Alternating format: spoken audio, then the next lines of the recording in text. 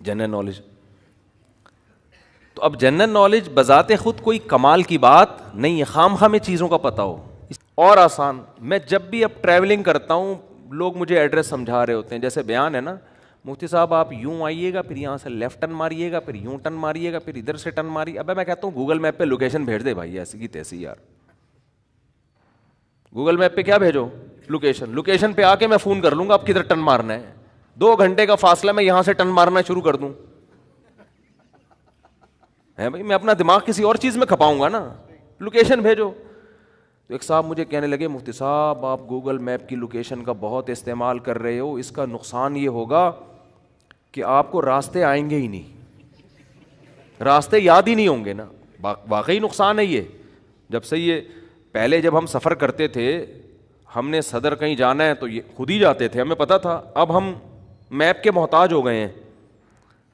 واقعی ایسا ہے, اس کا یہ نقصان ہے کہ جب آپ میپ یوز کرنا سیکھ لو گے تو پھر آپ کو راستے یاد نہیں ہوتے. لیکن یہ نہیں دیکھ رہے کہ راستے یاد ہونا جو ایک نقصان ہے, تو اس نقصان کا کیا نقصان ہے کیا نہ ہو یاد, کہ کیا کرنا ہے یاد کر کے, بہت مشکل ہے. آپ کہہ سکتے ہیں کبھی گوگل میپ بند ہو گیا تو پھر کیا کریں گے, پھر تو آپ اندھے ہو جائیں گے. تو وہ ٹینشن جو ابھی لینی ہے وہ گوگل میپ کے بند ہونے کے بعد ہم لے لیں گے. صحیح ہے نا, سمجھ میں آ رہی ہے بات, کیونکہ گوگل میپ بند ہو نہ ہو اس کا یقین نہیں ہے. اور یہ جو آپ راستے خام خواہ میں یاد کرنے کی ٹینشن لے رہے ہو, یہ کوئی فوجی یاد کرے راستے کہ انڈیا کا, یا انڈیا والے یاد کریں پاکستان کا راستہ کیا ہے. گوگل اگر حکومت نے بند کر دیا, ان کے نیٹ ورک بند ہو گیا تو فوج بیچارے کو کیا پتا. ان کے لیے تو ٹھیک ہے, ہم نے یہاں سے انڈا موڑ جانا ہے, ہم نے یہاں سے لانڈی جانا ہے, ہم نے یہاں سے پٹیل پاڑا جانا ہے, تو ہمیں کیا ضرورت ہے یار, ٹک میپ میں ڈالو, پتلی گلی سے نکلو. آپ کہہ سکتے ہیں کہ جب اس طرح ہم مشینیں استعمال کریں گے اور دماغ کو استعمال کرنا چھوڑ دیں گے تو نقصان یہ ہوگا کہ دماغ کام کرنا چھوڑ دے گا. یہ بھی ایک نقصان کی بات, یہ واقعی صحیح بات ہے. اس کی مثال ایسے ہے جیسے کالو کا لیٹر جب سے آیا ہے نا, کیلکولیٹر کو میں پیار سے کالو کا لیٹر بولتا ہوں. تو اب لوگ 325 کو ضرب دینا 318 سے پہلے کھوپڑی سے ضرب دے رہے ہوتے تھے بیٹھ کے, ٹھیک ہے نا, یا لکھ کے حل کر رہے ہوتے تھے. اب جب سے کیلکولیٹر آیا ہے تو آپ اب ریاضی کا دماغ میں استعمال لوگوں نے ترک کر دیا ہے.